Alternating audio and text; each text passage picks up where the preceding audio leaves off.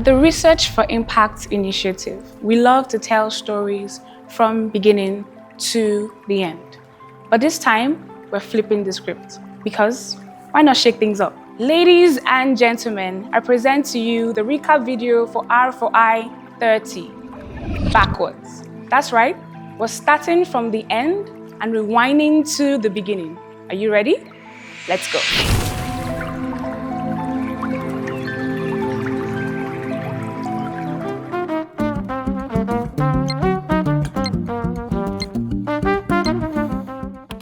We started with a problem, one that seemed impossible at first.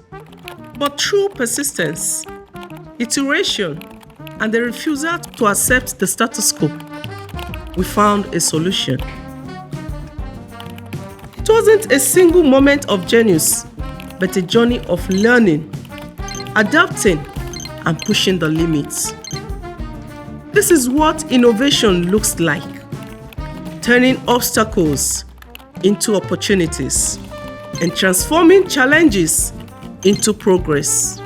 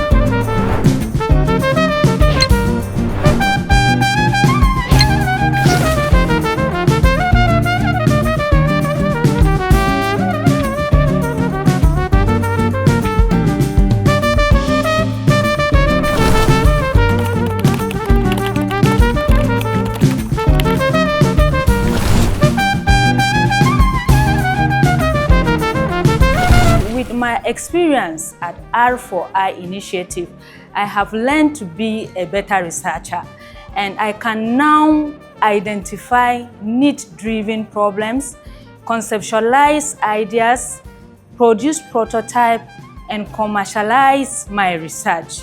From this moment that I have already set up some innovation group, which among my students, I have up to 5 of them now.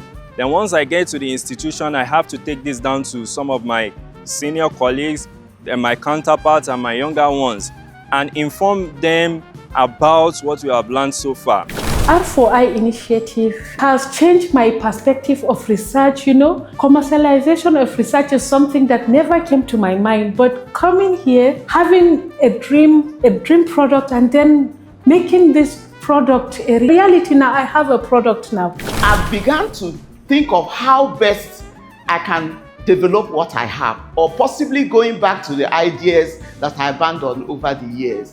I want to tell you, Nigerians are heavy inventors and innovators. And that is why this TETFund and the program that is going on now is really going to take our research and development to a greater height that can lead to the development of this country. The lean startup model reshaped how I approach my research. No longer just about ideas, but about testing, adapting, and executing with purpose. It taught me that innovation isn't just about what you create, but how you bring it to life.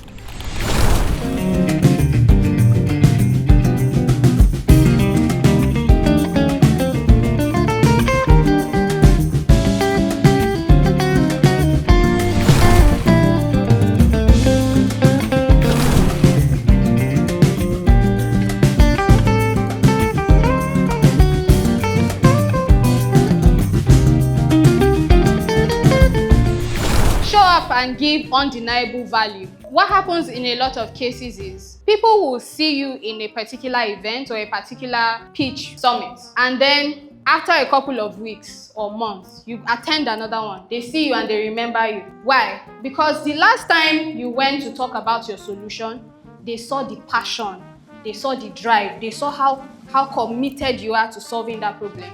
And then they remember you because of that valuable, maybe insights that you've given them. You are memorable. You are someone that they would always remember, even when they see you again.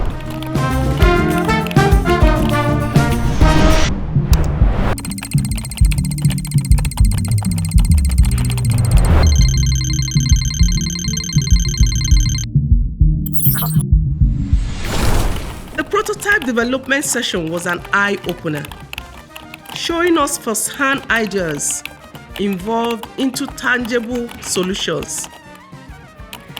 It wasn't just about building, it was about refining, adapting, and ensuring every detail aligned with real customer needs.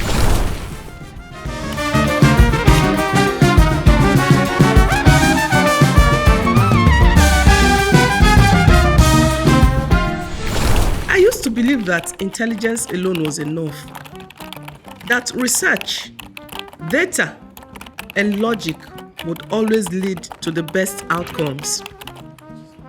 But the more I engage with students, colleagues, and the complexities of academia, the more I realize that knowledge without emotional intelligence is incomplete. I saw how the most brilliant ideas could be dismissed if not communicated with empathy.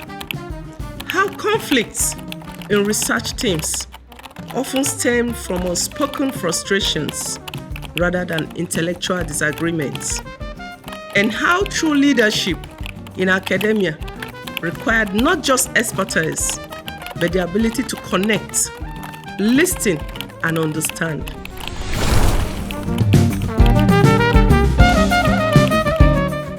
Day 2 was the turning point. I realized we weren't just tackling challenges. We were uncovering new possibilities, shifting perspectives, and shaping solutions that went beyond the immediate problem. It wasn't just about fixing, it was about transforming.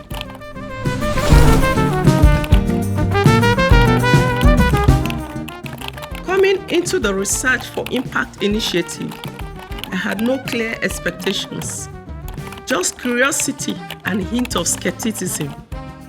As a lecturer and researcher, I wondered what tangible value it could offer me.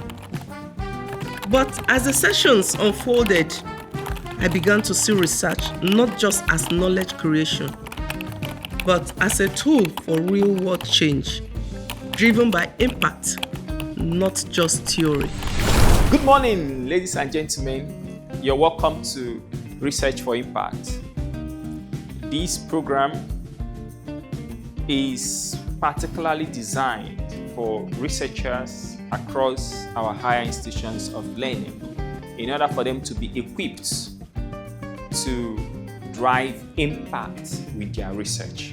For the next 2 weeks, you're going to engage in an intensive training to understand the competencies, the skills, the knowledge required to move your research from the laboratory, to move your research from the classroom, to move your research from journals to the marketplace.